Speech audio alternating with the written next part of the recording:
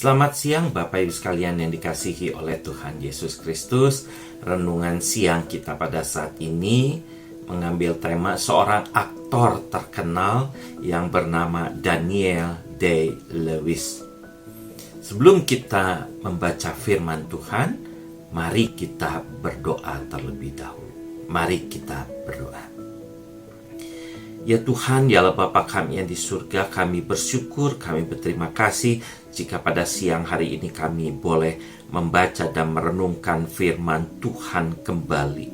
Biarlah firman Tuhan boleh mengajar kami, membimbing kami, dan mengarahkan kami di dalam kami menjalani kehidupan ini.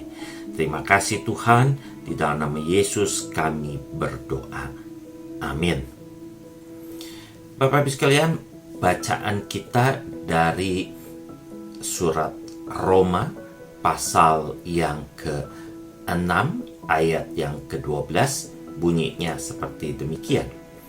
Sebab itu hendaklah dosa jangan berkuasa lagi di dalam tubuhmu yang fana, supaya kamu jangan lagi menuruti keinginannya.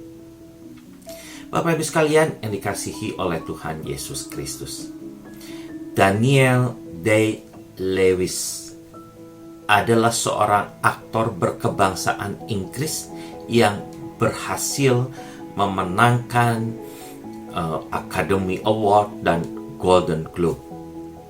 Ia mulai berkarir di dunia perfilman sejak tahun 1971.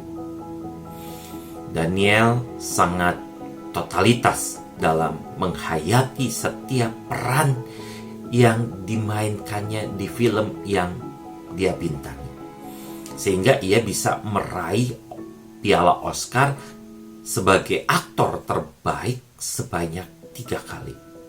Ini sebuah capaian yang luar biasa bagi seorang aktor. Totalitas dalam menghayati perannya nampak ketika Daniel memerankan Christy Brown, seorang pemuda yang lumpuh dalam film My Left Foot.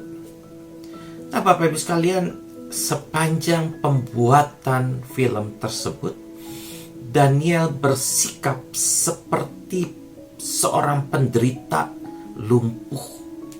Sampai-sampai para awak film menjadi jengkel sekali karena Daniel harus dibopong kemana-mana untuk pindah-pindah tempat, pindah tempat syuting tentunya. Tentu saja setelah selesai syuting, Daniel kembali lagi menjadi seorang Daniel Day-Lewis. Sungguh aneh kalau setelah syuting selesai, Daniel Day-Lewis tetap berlaku seperti Christy Brown yang lumpuh. Bapak Ibu sekalian yang dikasihi oleh Tuhan Yesus Kristus, seharusnya kita pun berlaku demikian.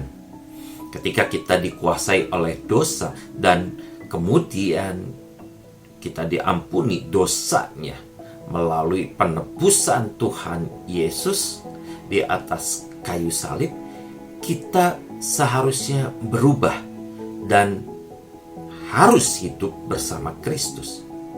Kita harus menjadi manusia baru. Nah, Bapak Ibu sekalian, hidup kita yang sudah ditebus oleh darah Kristus tidak boleh tetap hidup seperti masih dikuasai oleh kuasa dosa. Kita tidak boleh terus menghambakan diri kita kepada kuasa dosa. Inilah yang dimaksud oleh Rasul Paulus ketika Rasul Paulus mengingatkan kita semua melalui surat Rasul Paulus kepada jemaat di Roma pasal 6 ayat 12 yang sudah kita baca bersama di awal tadi. Rasul Paulus mengingatkan kita semua untuk selalu mengikuti keinginan Tuhan Yesus dan bukan mengikuti keinginan kuasa dosa. Ketika kita membiarkan diri mengikuti keinginan kuasa dosa, maka dosa akan menjadi semacam virus yang merongrong dan merusak kehidupan kita. Ketika seorang aktor memerankan peran tertentu dengan totalitas adalah sebuah kewajaran, karena ia akan mendapatkan bayaran, mendapatkan penghargaan, dan bahkan penghargaan tertinggi di dunia perfilman. Namun ketika kita hidup dan berperan sebagai orang berdosa, maka ia akan menderita dan tidak ada sukacita di dalam hidupnya, bahkan akan mengalami kematian kekal. Oleh karena itu, mari kita belajar untuk semakin melakukan keinginan-keinginan Kristus dalam hidup kita, agar kita memperoleh kebahagiaan yang kekal. Tuhan Yesus memberkati kita semua.